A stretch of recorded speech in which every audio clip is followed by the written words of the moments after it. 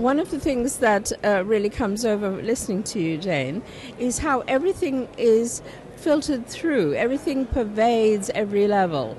And that sense of the careful thought and planning seems to be very important, that everything fits together. There is well, the word I used before was an integrity about it. It seems that you've managed, or somebody's managed, to somehow get everybody on side. So it's not like there's a little bit pushing and others resisting. I think there's two things. The first one is that when we developed my portfolio, it actually was a portfolio to tackle climate change. So I'm responsible for environment, for energy, for waste, for water, for planning, for access to the countryside, for walking and cycling, for climate change and sustainability itself. So having that whole portfolio, and particularly having responsibility for sustainability and climate change, not just in my portfolio, but on behalf of the whole of the Assembly government, having responsibility for housing, and just yesterday when I was reconfirmed as a minister in the new administration, being given responsibilities in our department for regeneration as well, means we can really tie all these agendas together. But our whole government is signed up to this. The Minister for Economy and Transport is looking at issues around transport very actively. The Minister for Rural Affairs is looking at issues around local food growing, supporting farmers' markets, local sustainable procurement. So we're all working very, very closely together on this. And I think in many ways that second point is small governments can be fleet of foot and very flexible, and can often do things that then can be picked up by larger governments. And that's another very, very important role for regions and local governments in the context. That's exactly what I was getting at, that you can model something because you can try it out on a smaller scale and then prove the point. So I think there are some more questions coming in. Adam, did you have some others? Yeah, there's had a lot of discussion about emphasising community engagement and how it's important to really get communities behind you. But there's also some questions about the need for kind of industrial scale renewables in order to start making a real impact. And I know Wales is lucky in the sense that it has a lot of natural resources. Are there kind of big moves towards a real transition to renewable energy at that level? Yeah, we've already assessed that we could become virtually self-sufficient in renewable electricity by 2025. I say virtually because we'll still be on the grid, but in a sense the electricity that people of Wales use now, we know that we could make that amount. If, in fact, we know we can make more through renewable sources because we are well blessed. We're well blessed in terms of wind resource, and what we've done in Wales is pick the 7 best locations for wind, because I think it's really important if you're going to have the big wind farms in places that you can hold your head up and say they're not in areas of outstanding natural beauty, they're not in national parks which are celebrated for their landscapes, but they are in places where the wind resource is as efficient it can be. But we also have huge opportunities off our tides and sea more generally, both with current approaches and tidal stream approaches as well as wave approaches. And we know that we've got opportunities for offshore wind too. And we want to harness all of that. There are big discussions going on that I'm sure that some of your those people who are contacting you will be aware of about what we do in the 7, as potentially we could get 5% of the UK's power out of the 7 for the future. But we do still have to properly marry together environmental issues and energy issues. And the critical thing, first of all, is for people to become as energy efficient as possible, because that not only reduces emissions, but it helps people in their own pocket. So that's the big agenda. I wanted to ask you, since we talked a little bit about modelling and setting a good example, how far has Wales set a good example to the rest of the UK? Well, I think that all parts of the UK are, in a sense, setting examples to each other. I mean, we were able to move the way we did because the UK was the first major nation in the world that actually signed up to climate change legislation.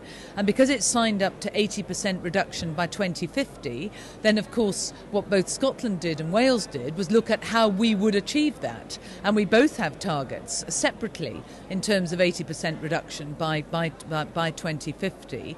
but we've looked at our own ways of doing it. Now, I was very keen that we didn't have any offsetting in the context of Wales, because if you offset, you only move the problem elsewhere. So I thought it was critically important that we could hold our heads up as a small nation and say any of our plans will be delivered in Wales. There'll be no offsetting and there'll be no trading. We will deliver this. That's really quite something in itself, so congratulations on that. Well, thank you. I mean, it is really challenging. We have also said that we will publish our plan when we are confident that we can deliver 3% reductions a year. We're up to nearly 2.5% at the moment of countable emission reductions with abatement and costs attached. And I'm intending that our plan goes up to 3% per year, which, building on top of our 14% current emissions, will lead to more than 40% by 2020, will be published in the early part of next year. It's really impressive. To what extent has Wales been able to really push the negotiations here? Because obviously it's a small country, and you've explained the assets of being a small country and with the rainfall and the wind and the coastlines. Nonetheless, it's not the world's richest place and hasn't been for centuries. Nonetheless, with this determination, you've been able to do this, and the small island states have also shown that small can be beautiful.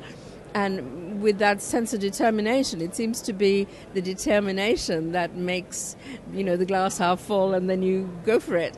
And to what extent has this energy and determination and focus been something you've been able to use to push the negotiations here, or will be pushing the negotiations here? Well, the two elements that we've been involved in, I came to Poznan, I came to Barcelona, and now I'm here, have been firstly to make sure that all levels of government are recognised in any final deal.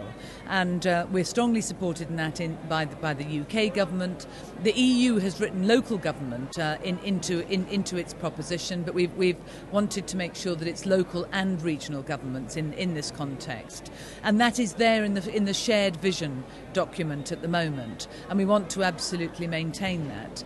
I think the second thing that we've been able to do is, through our network of both developed and developing countries, we've been able to show that we can partner initiatives together that help us develop appropriate responses to climate change, whether that's mitigation or adaptation.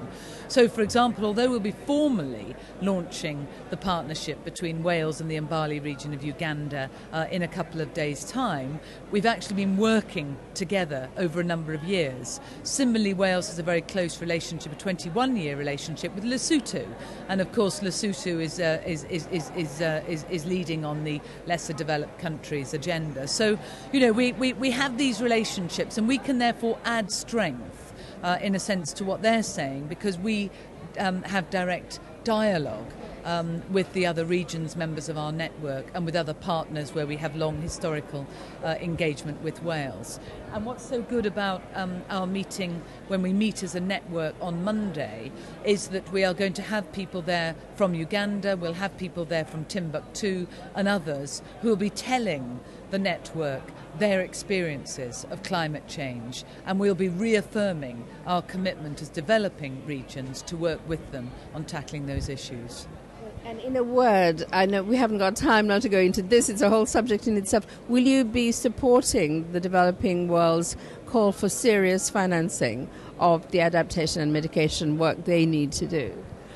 Yes, I will. I don't feel that we are in a position to start naming amounts of money in our regional network. I mean, our regional network is arguing for all levels of government to be there, but I do feel that it's absolutely critical that funding is additional and doesn't replace other sources of funding, because we know that the funding there at the moment is insufficient for the task in hand, both in the developed world as well as the developing world. So we do need to make sure that the funding is truly additional and that we follow the polluter pays principle.